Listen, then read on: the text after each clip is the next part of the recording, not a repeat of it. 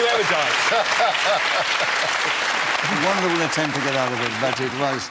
Magic lantern should have been, yes. Indeed. Stephen, you've got in with another correct challenge, and there are 27 seconds. Great invention starting now. Well, without wishing to seem sycophantic, to be perfectly honest, Ian Messiter, 45 years ago, invented a game called Just a Minute, which has entertained the nation for all that time, and not one episode has not been presented by this man here. Oh, Julian, you challenge. Repetition of not. I know, but I'd like him to finish. Yeah, I mean, it's pretty amazing, isn't it? Yes, every single show. And I did the pilot, and I'm still doing it. How many episodes is it? 850. Yeah. Good Lord, round of applause. Yeah.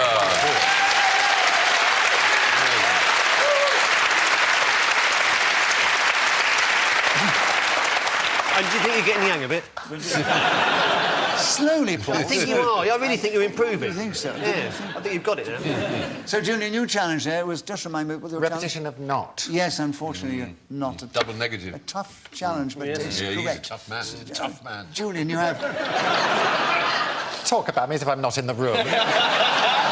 Julian, great inventions. 7 seconds starting now. The telephone is a fantastic invention. I speak to my mother every day at least once, and she informs me of her...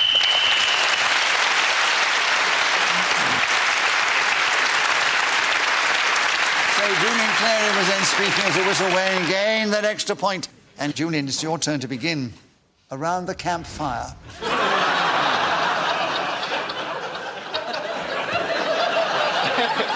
60 seconds as usual, starting now. I sit around the campfire, generally waiting for my billy to boil, and you would be surprised how quickly this occurs. There's this hissing sound, and I think, here comes Daddy. And, well, I'm around the campfire.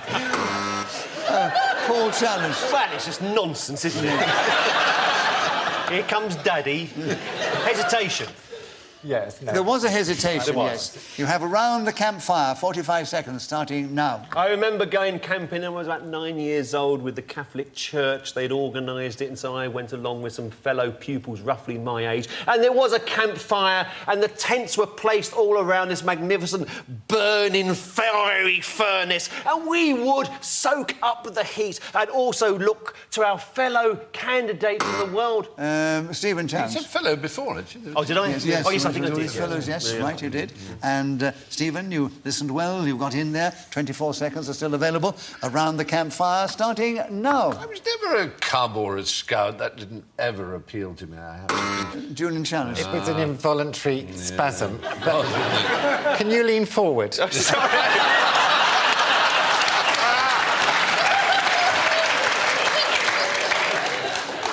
I didn't want to block the view. I felt like I was... No, I was thinking ever and never, and I was... No, it was a mistake, was it? Stephen, you have another point. You have 20 seconds. Subject, around the campfire, starting now. There's a great comic scene in Mel Brooks's film Blazing Saddles where the cowboys are all around the campfire eating beans, and then slowly, one after the other, they lift their thighs and an explosion of wind occurs which lasts about 20 seconds, it seems. It was at a time. It was amazing. It was a really shocking thing. Julian challenge.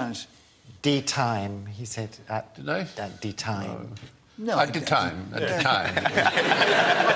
Some sort of spiritual. I understand. No. Julian, I think that's a little bit banana. Oh, you've only got 3 seconds left, and your time starts now. It's where humanity began to tell stories and explain the way the universe worked.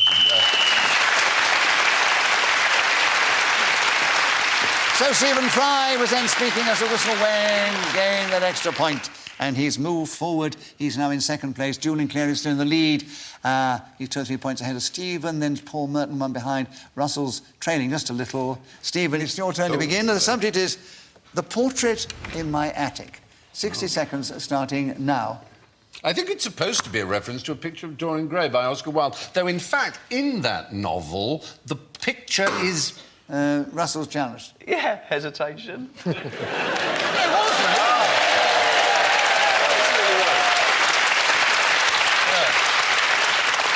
Whether it's correct or not, I think this audience thinks it's Definitely. They're So, with me. Russell, Thank you very much. you have the subject of the portrait in my attic. 52 seconds starting now. There are various portraits in my attic. Lots of my dead relatives have been painted over the years and put in gilt frames and hung on walls. Paul Your Challenge. dead relatives have been painted and hung in frames. What sort of bizarre satanic ritual is this? A portrait is one thing, but hanging your dead... No, we loved your interruption. Yeah. And we get a bonus point for that. But Russell was interrupted. You're keeping going on the subject quite well. So we... Thanks. Say the subject is still the portrait in my attic. 45 seconds starting now. So, looking at the timeline of members past, they were immortalised by artists, famous or not, of the day. They were great works on the wall. Paul Who did that? Challenge. Well, there was a bit of a There were a bit of a gap. So, Paul, correct challenge. The portrait in my attic. 35 seconds starting now. The portrait of my attic, as Stephen remarks, is referring to the picture of Dorian Gray. Stephen No, Challenge. I was referring to the opposite. It is a mistake to believe there was a picture in the attic. Oh. It was actually in the schoolroom that he kept his Oh, was portrait, it? not in the attic. Oh. You have to read the book to discover that. It's actually kept in the schoolroom. So why has the attic come about? It's just one of those things people didn't read the book clearly. They know it's in an upper room. And these days, people don't have schoolrooms. Some people don't have schoolrooms upstairs in their house. Yes. Because they've... Some of them got turned into comprehensives. Exactly. We live in a different time. Autre temps, autre mœurs. But in a picture of Dorian Gray, it's a schoolroom, not an interesting. attic. I mean, we all refer to it as the portrait. You in the do, attic. but you're wrong to. That's the point. It's deviated. I think we should move on now. Yeah. It's getting a little bogged down, I grant No, I love it when we have these little frissons between us all. exactly. Yes. Yeah. Absolutely. But Stephen, they've been said that you can definitely have it. Yes. And there are 31 seconds, the portrait in my attic, starting now. So it is commonly meant to be... commonly, Coventry, Montgomery. This is the way we talk. You're wriggling very well, but it's not right. No, what's your challenge? Deviation, he said commonly, Commonly, unless yes, it's right. some word from Yes. Oxbridge we don't know about. So, correct challenge, Uxbridge? Julian. Did you say Uxbridge? That's where I went. All right. 29 seconds, the portrait in my attic, Julian, starting now. The portrait in my attic is by Damien Hirst, and I wasn't best pleased when I looked at it the other day and it was covered in spots. So I phoned up the artist and said, what's all this about? Apparently, it's his technique, it's his... Paul challenge. A repetition of It's His. Followed by Paul's like... Funny thing is, if anyone in this room knows about Damien Hirst's technique, it's Russell Tovey, who owns quite a few of them, don't you? You're a big collector. Not of Damien Hirst, but I collect art. Yeah, I wish he I does. did have a Damien You Hirst. don't have a Damien Hirst? No, I wish I got in there. Have you? Would you two mind if we got on with the Sorry, show? sorry. I've got Damien Hirst, which I've hung above the mantelpiece. It's actually him. Painted him up and everything. Paul, you had a... Person's clapping. Don't do that on your own. Somebody will throw you a fish. Don't do it on your own. They're all coming out tonight, aren't they? You still here? Paul, Yeah, oh yes, go on then. you've got a correct challenge. Yes.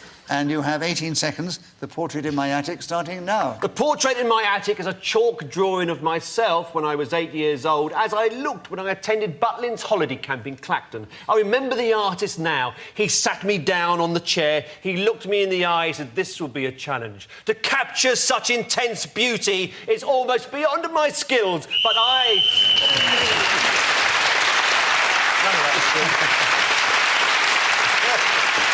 Oh, Paul Merton was then speaking as a whistle when gained that extra point for doing so. And the situation is he has moved... We having a séance? No, I always think the little ice cream van's going to come by then. And the same bell we used to have when we were young, and the ice cream van. Did you ever have that? Came along. When the all clear sounded. Ding, ding, ding. It means that we've only time for one more round. No, we're not having a séance. No, Oh. no sounds. And whose turn is it to begin? Oh, it's Julian. And you're out in the lead, and here's the subject. Keep it going, and you'll stay there. You're only 1 point ahead as we go into the final round. Julian is 1 point ahead of Paul Merton, and he's 3 points ahead of Stephen. And Russell's have a job to catch up in this last round. But not to worry, Russell. Your contribution is what matters. Yes. Not the points. Right. And Julian, The subject is Marie Antoinette. What a glorious historical subject. 60 seconds starting now. Marie Antoinette, of course, had a very fortunate life up to a point, and that was when she was beheaded for offering people cake. Well, I can quite understand. Russell challenged. Hesitation? Kind of. Kind of. I'm just desperate to get in as well, so... We're desperate to hear from you. So you've got 50 seconds if you I've got want to it. talk about that. On Marie Antoinette, starting now. Marie Antoinette was one of the most famous people to have her head cut off alongside Anne Boleyn and Charles I. This happened because up to a point, as my right honourable gentleman was saying earlier, she was liked and then disliked by the French people because she was Austrian and they didn't like them. They were an enemy.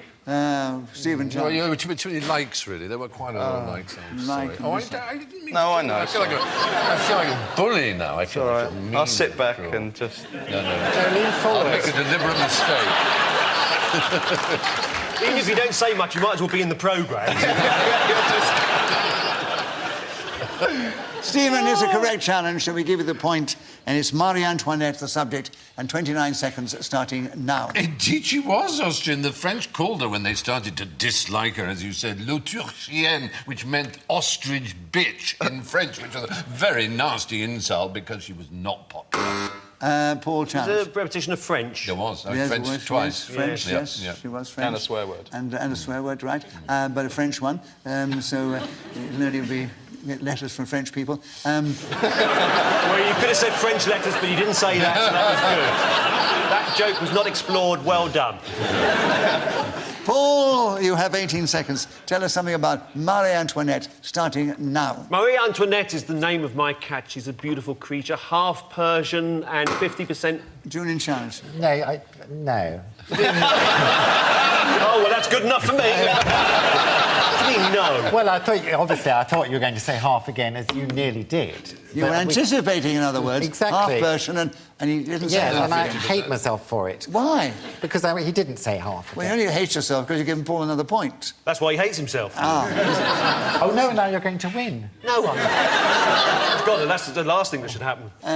No, Julian, it was an incorrect challenge. So, Paul, you have another point, and you have 13 seconds. Marie Antoinette, starting now. The litter tray is placed by the back door. Her expectant eyes look up at me and I say, yes, it's time to play. And so we pull back the curtains. She looks down the end of the garden and her rather haughty nose and says to me...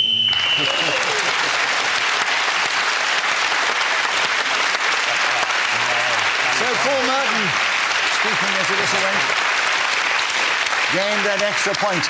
And as I said a little while ago, when that tinkle occurred, this was the last round. So let me give you the final score. Russell Tovey, who's never played the game before, came... Last. last. He actually didn't come last, he came in 4th place. Which is 5 people, he would have come 5th. Stephen, who does so well usually, came in 3rd place. But out in the lead, 2 points ahead of Julian Clary was Paul Merton. So we say, Paul, you are the winner today. You were right, I didn't realise. Again, it remains me to say, final thank you. These 4 fine players of the game. So from this delightful audience here in Television Centre, and from me, Nicholas Parsons, and this wonderful team, goodbye, thank you, and do join us again the next day we play Just a Minute.